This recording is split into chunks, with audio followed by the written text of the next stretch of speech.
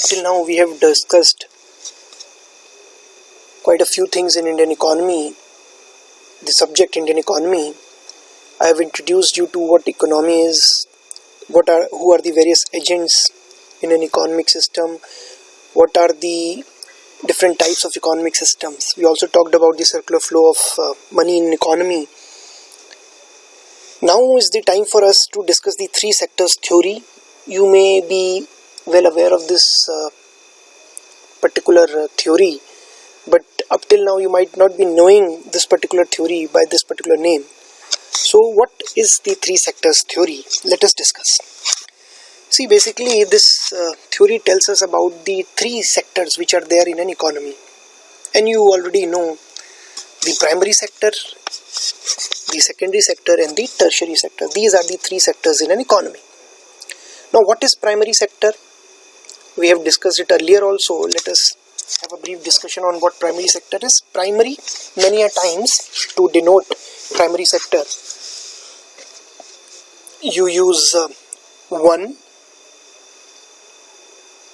and then you put a circle in the superscript. So that is the symbol used for primary, and that is how you denote primary sector.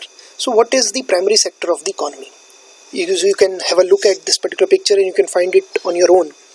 The first picture shows you a guy who is doing cultivation. He's trying to cultivate something. He's on a piece of land. So agriculture is part of the primary sector of the economy. Then the second picture shows you a person who has probably killed some animals. So killing of animals, hunting of animals, this can also be a primary sector activity if it is being used to produce food. Again, logging of trees, tree logging. Many a times, for example in Canada, you would find that trees are logged and then they are used for manufacturing furniture items. Now this can also be an activity in the primary sector of the economy. You see the third picture on the top half. A person is tending to a cow. It can be a buffalo as well, depending on what you perceive it to be. So he is tending to the cow. So cattle rearing can also be a primary activity. Cattle rearing is when you keep cattle and then the products that you obtain from them you sell in the market. So for example, those who sell milk in the market, or maybe those who sell cow urine in the market or cow dung in the market, they may be said to be indulged in primary activity, which is cattle rearing. Again, now one more kind of primary sector activity is mining, which you can see in the bottom half. Here you find that the mining is taking place. So again, mining is one more activity which is part of the primary sector of the economy. It may be the mining of various minerals. So for example, mining of coal, mining of minerals like magnetite, from which you produce iron. Likewise, you can see the last picture. Somebody is fishing, is trying to catch a fish. So catching fishes, which is basically called pisciculture. Pisciculture is wherein you maintain a pond and then you breed fishes so that you can then sell them into the market. These all activities are part of the primary sector of the economy. Generally, at times we use agriculture and allied activities for all these activities except mining. So all the four pictures that you see except for the mining picture, they can be clubbed into one: agriculture and allied activities. Allied means which are closely related to agriculture. It could be, some of the pictures are missing here, for example, growing of commercial production of flowers, which is called floriculture.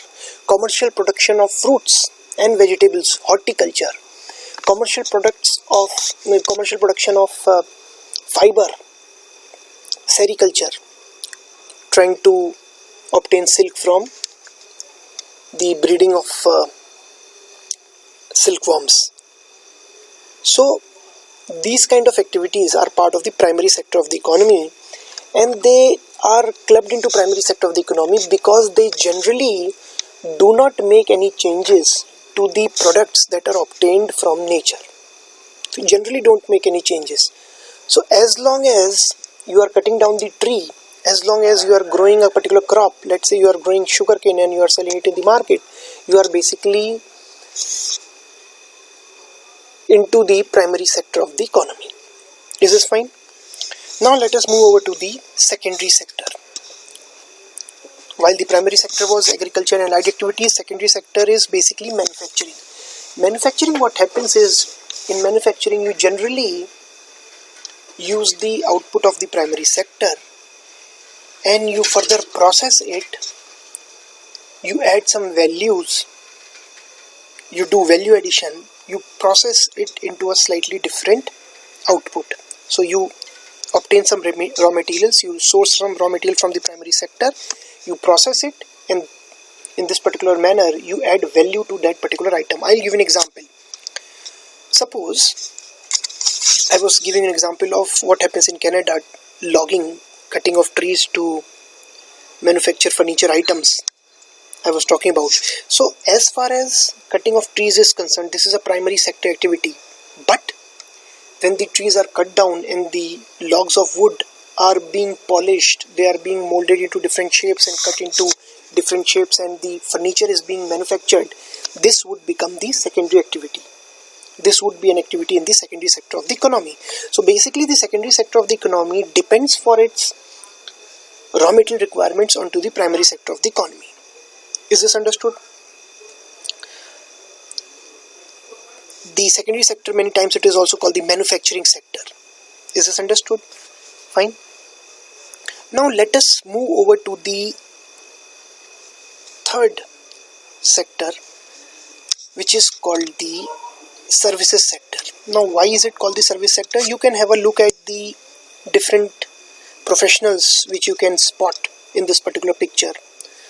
On the top right of the slide in front of you, you see that should we begin from the right end, you can see that there is a lady, probably she is a receptionist in a particular office. The person standing next to him might be a plumber or maybe an electrician. Then we have got some doctors, some medical professionals also. Then we've got a cook. Somewhere at the back we have got the lawyers also, and then there are the attendants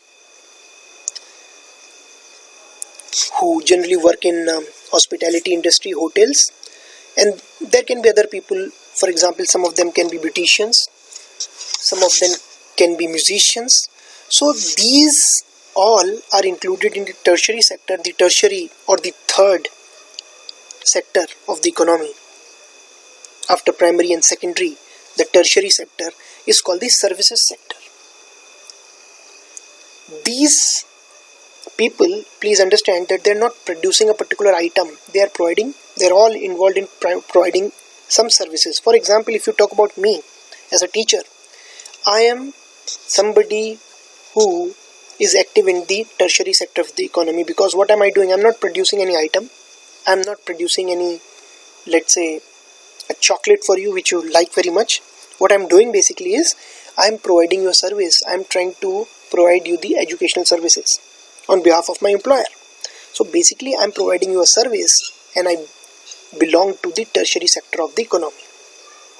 Is this fine? I've told you that primary sector is denoted by 1 with a 0 written in the superscript. Secondary sector is denoted by 2 with a 0 in the superscript, and tertiary sector is also denoted by 3 with a 0 in the superscript. Is this understood? So these are the three sectors of the economy: the primary sector, the secondary sector, and the tertiary sector. Is this understood? Now